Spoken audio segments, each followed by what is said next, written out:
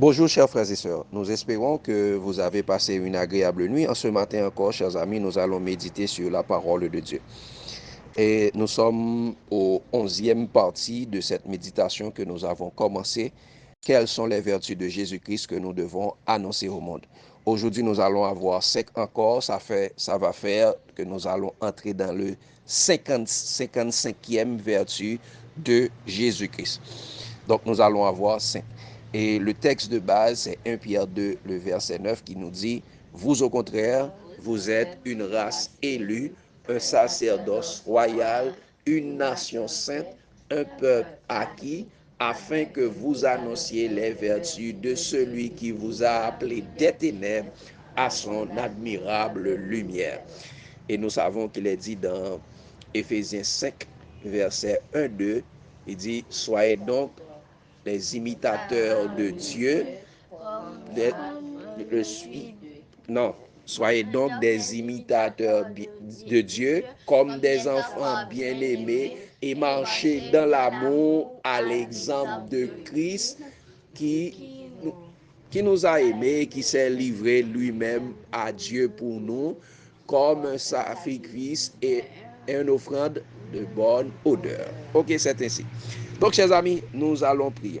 Tant de Père Céleste, en cet instant, nous allons méditer sur ta parole, que la sagesse d'en haut, ton Saint-Esprit vienne nous imprégner et nous conduire dans toute la vérité. Garde-nous en ta paix, en ta grâce, permettre que Seigneur nous capables d'apprendre parole comme des enfants et qu'ainsi nous capables de grandir en sagesse, en stature et en grâce devant toi et devant les hommes. Au nom de Jésus, nous t'en prions. Amen. Chers amis, Daniel, quelles sont les vertus de Jésus-Christ que nous devons annoncer au monde? Les vertus? Les vertus de Jésus que je dois annoncer au monde, c'est que Jésus est le chef de son Église. C'est-à-dire que Jésus est le chef de tout homme.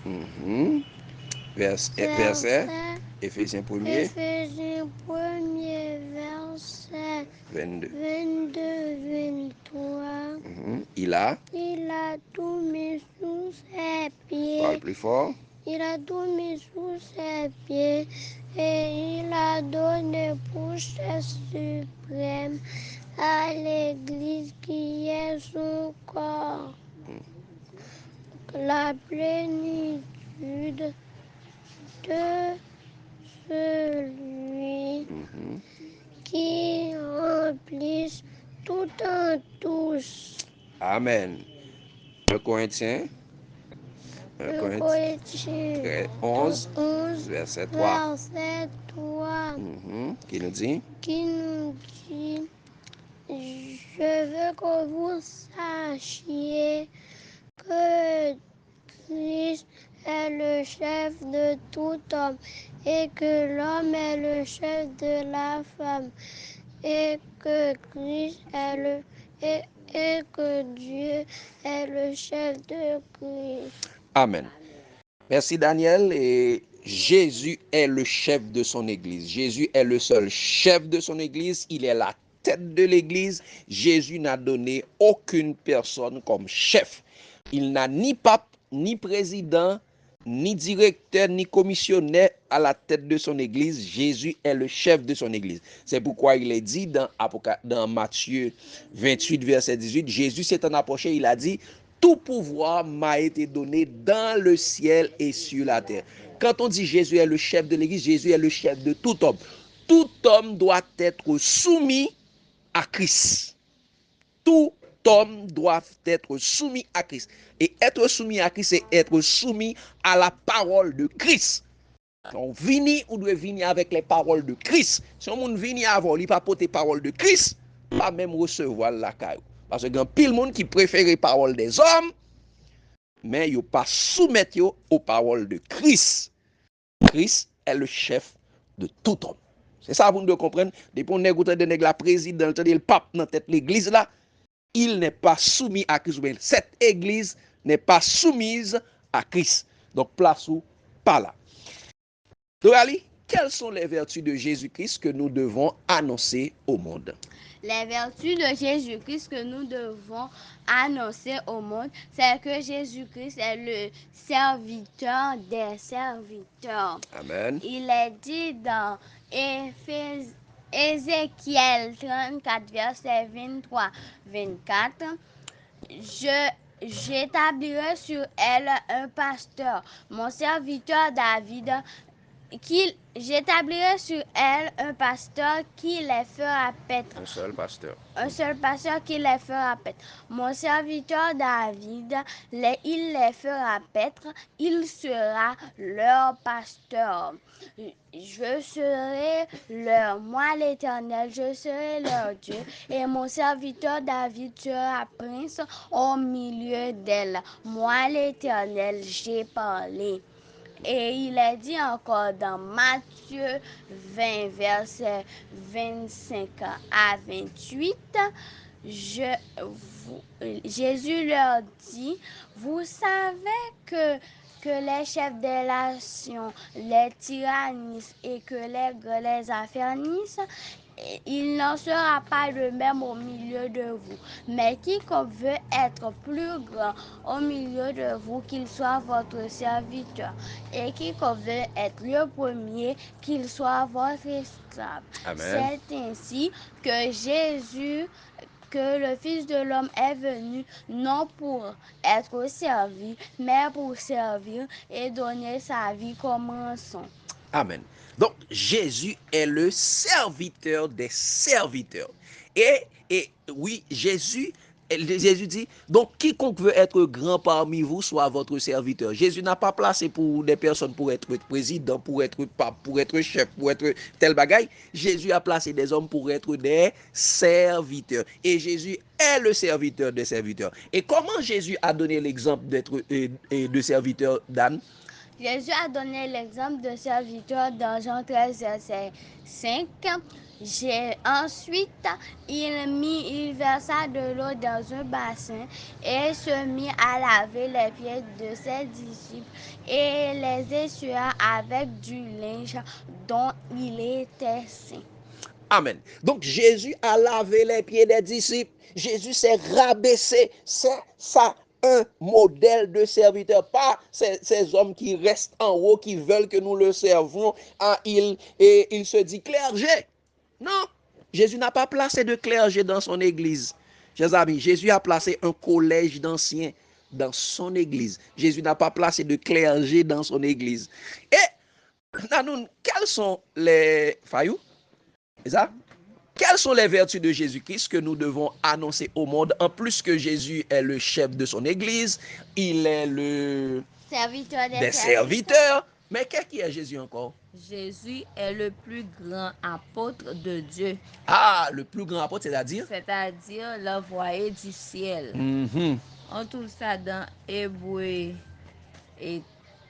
3, verset 1-2, qui nous dit, c'est pourquoi, frères saints, qui avaient peur à la vocation céleste, considérez l'apôtre et le souverain sacrificateur de la foi que nous professons. Jésus qui a été fidèle à celui qui l'a établi, comme le fut Moïse dans toute sa maison. Donc, Jésus est l'apôtre et le souverain sacrificateur. Donc, chers amis, Jésus est l'apôtre. Qu'est-ce que ça veut dire que Jésus est l'apôtre, Fayou, dans les autres textes? L'apôtre, c'est celui qui est avec Dieu. C'est celui qui est envoyé de Dieu. Que nous dit l'autre texte? Le texte, c'est Jean 3, verset 31 à 36. 31 à 36. Celui qui vient d'en haut est au-dessus de tous. Celui qui est de la terre est de la terre. Et il parle comme étant de la terre. Celui qui vient du ciel est au-dessus de tous. Il rend témoignage de ce qu'il a vu et entendu, et personne ne reçoit son témoignage. Celui qui a reçu son témoignage a certifié que Dieu est vrai. Amen. car celui que Dieu a envoyé dit les paroles de Dieu, parce que Dieu ne lui donne pas l'esprit avec mesure. Amen. Donc, Le Père aime le Fils et il remit toutes choses entre ses mains. Celui qui croit au Fils a la vie éternelle. Celui qui ne croit pas au Fils ne verra point la vie, mais la colère de Dieu demeure sur lui. Hélas. Donc, chers amis, Jésus est l'apôtre, l'envoyé de Dieu. Le plus grand apôtre de Dieu, c'est Jésus-Christ. Et ça fait pourquoi Jésus a dit, comme le Père m'a envoyé, moi aussi je vous envoie. Parce que apôtre veut dire envoyé. Et Jésus, en tant qu'apôtre, il est au-dessus de tout homme. Et lui, si les autres apôtres ont reçu des dons, mais Jésus n'a pas reçu, donc Jésus a reçu la plénitude de l'Esprit. Et Jésus dit exactement les paroles de Dieu. Donc, si nous avons entendu que Paul a dit quelque chose, avant de faire n'importe quoi, c'est dire qu'est-ce que Jésus a dit.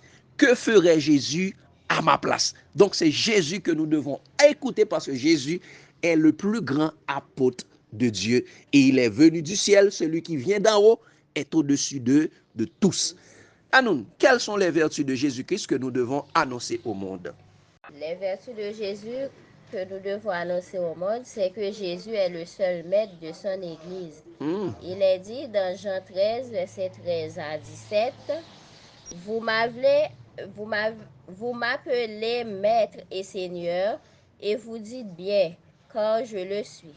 Si donc je vous ai lavé les pieds, moi le Seigneur et le Maître, vous devez aussi vous laver les pieds les uns aux autres, car je vous ai donné un exemple, afin que vous fassiez comme je vous ai fait. En vérité, je vous le dis, le serviteur n'est pas plus grand que son Seigneur, ni l'apôtre plus grand que celui qui l'a envoyé. Si vous savez ces choses, vous êtes heureux, pourvu que vous les pratiquiez. Amen. Donc, Jésus est le maître. Il est le maître, mais c'est ce maître-là qui a servi ses serviteurs. Et il dit, l'apôtre n'est pas plus grand que son maître, ni le serviteur que celui qui l'a envoyé. Donc, Jésus est au-dessus de tout homme.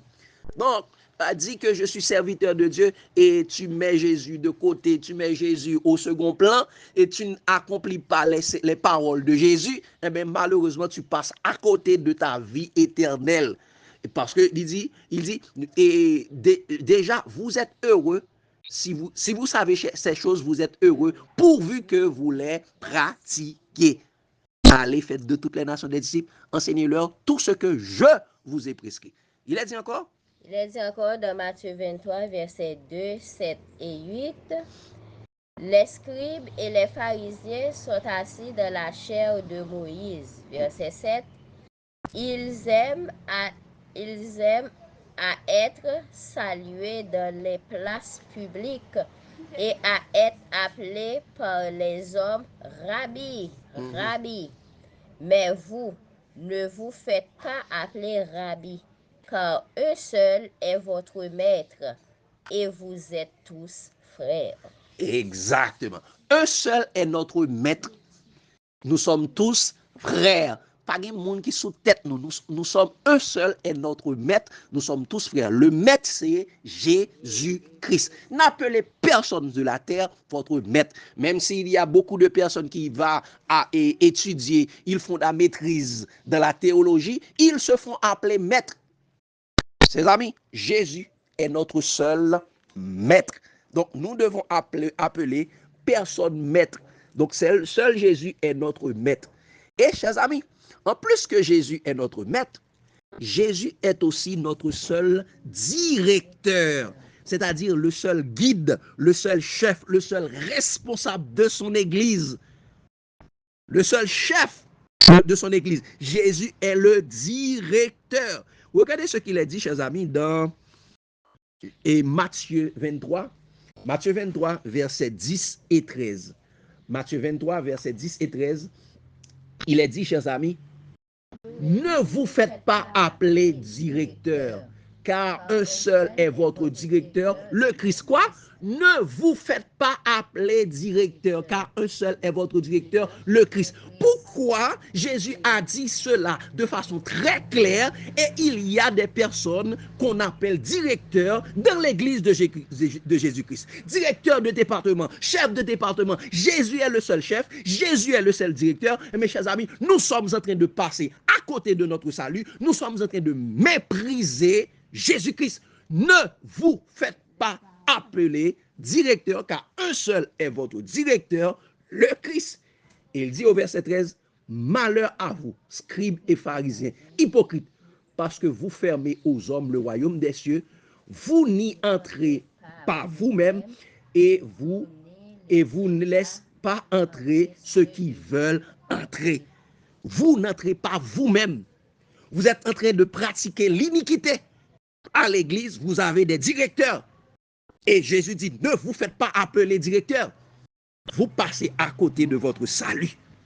Vous passez à côté de votre salut parce que vous méprisez Jésus. Et il dit, et c'est pourquoi Jésus avait dit, chers amis, personne ne peut servir de maître. Soit il aimera l'un ou il méprisera l'autre.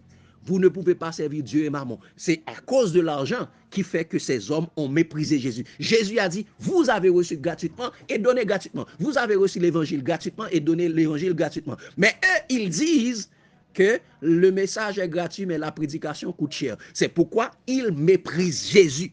Donc, chers amis, si vous voulez être sauvés, et n'écoutez pas les hommes, non. Et retournez à Jésus-Christ. Jésus est le seul directeur de son église et le seul conducteur. C'est pourquoi il est dit, chers amis, dans Marc 8, verset 34, c'est un texte extrêmement important. Regardez ce qu'il a dit. Il dit, chers amis, puis, ayant appelé la foule avec ses disciples, il leur dit, si quelqu'un veut venir après moi, qu'il renonce à lui-même, qu'il se charge de sa croix et me suive. Donc, et qu'il me suive. Donc, chers amis, c'est Jésus-Christ que nous devons suivre. Pas les hommes de la terre. C'est Jésus-Christ que nous devons suivre. Pas une dénomination de la terre. C'est Jésus-Christ que nous devons suivre. Pas un soi-disant chef de la terre. Pas un soi-disant prophète. Nous devons suivre Jésus-Christ. Renoncer à nous-mêmes. Nous charger de notre croix et suivre Jésus. Et chers amis, nous avons également dans Jean 14, le verset 6, Jésus dit, je suis le chemin, la vérité et la vie. Nul ne vient au Père que par moi. Seule la personne qui doit nous guider, c'est le Saint-Esprit. Jésus dit, je vous enverrai un autre consolateur, le Saint-Esprit. Il vous conduira dans toute la vérité. Jésus est le seul. Nous avons vu, chers amis, Jésus est le seul chef de son Église. Elle dit, il est le chef de tout homme.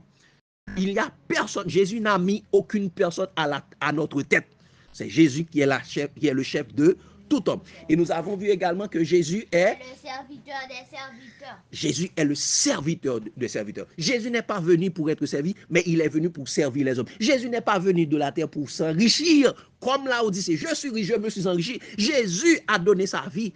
Jésus a donné sa vie pour que nous soyons enrichis nous-mêmes.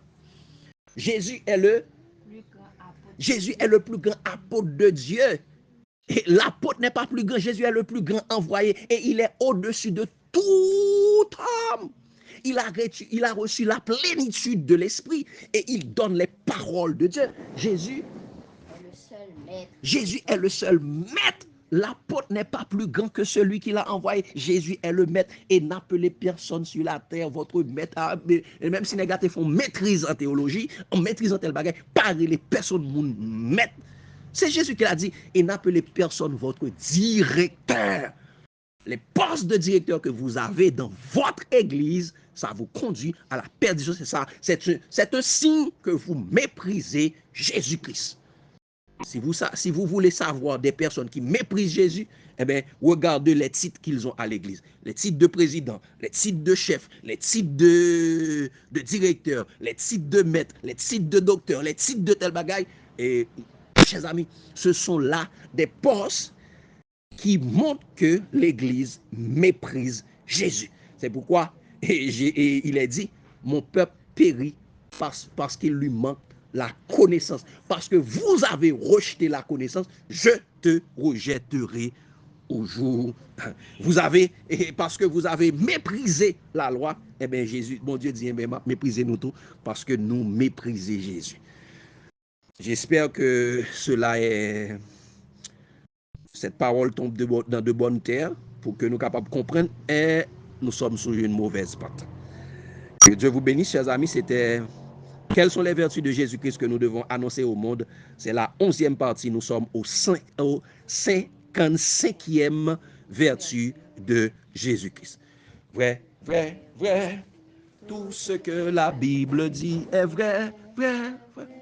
Et nous prions, chers amis. Notre bon et tendre Père Céleste, merci pour ton grand amour, merci pour ta grande bonté, merci pour ta grâce. Merci d'être que vous remet nous d'un amour incommensurable. C'est pourquoi tu nous conserves ta bonté et tu nous as révélé ta parole. Et tu nous dis à travers ta parole comment le jeune homme rendra-t-il pur son sentier. C'est en se dirigeant d'après ta parole. Et tu as dit, Jésus a dit, sanctifie-les par ta vérité, car ta parole est la vérité. Et Jésus est la personnification de ta parole. Donc tu nous demandes de suivre Jésus, de marcher comme Jésus. À chaque fois, nous nous égarons, nous ne marchons pas comme Jésus, nous méprisons Jésus, nous sommes en train de nous souiller parce que tu dis, comment le jeune homme rendra-t-il pur son sentier, c'est en se dirigeant d'après ta parole. Aide-nous, Seigneur Dieu, à être des enfants obéissants, qui marchent suivant ta parole, de ne pas faire de la philosophie avec ta parole, mais de l'obéir, de nous soumettre à ta parole, comme il est écrit, parce que tu as dit à travers ta parole, soumettez-vous donc à Dieu, résistez au diable et il fuira loin de vous. Très souvent, tant de Père, nous résistons à Dieu alors que nous nous soumettons au diable, nous nous soumettons aux hommes, et tu nous as montré à travers cette étude que Jésus est le seul chef de son église, Jésus est le chef de tout homme, Jésus est le seul, est le grand serviteur de son église, Jésus est le maître, Jésus est le directeur, Jésus est le plus grand apôtre. Aide-nous, Seigneur Dieu, à nous soumettre à Jésus, à suivre à Jésus, à dire qu'est-ce que Jésus a dit. Lorsque les hommes nous disent quelque chose, nous devons dire qu'est-ce que Jésus a dit. Lorsque les hommes veulent nous pousser à faire quelque chose, nous devons dire qu'est-ce que Jésus ferait à notre place, s'il était à notre place. Aide-nous à suivre Jésus, à contempler Jésus, à vivre comme Jésus, jusqu'à ce que nous soyons transformés à l'image de Jésus. Garde-nous en ta paix, garde-nous en ta grâce. Frappe tes enfants, frappe-nous, non de la mort, ne nous laisse pas frapper par la mort, mais frappe-nous par la repentance et que nous soyons vraiment retournés à notre maître Jésus-Christ et à le suivre comme notre seul divin chef et divin berger. Au nom de Jésus, nous t'en prions, lui qui vit, qui règne au siècle des siècles. Amen. Que Dieu vous bénisse abondamment, chers amis. L'amour de Christ nous presse. Amen.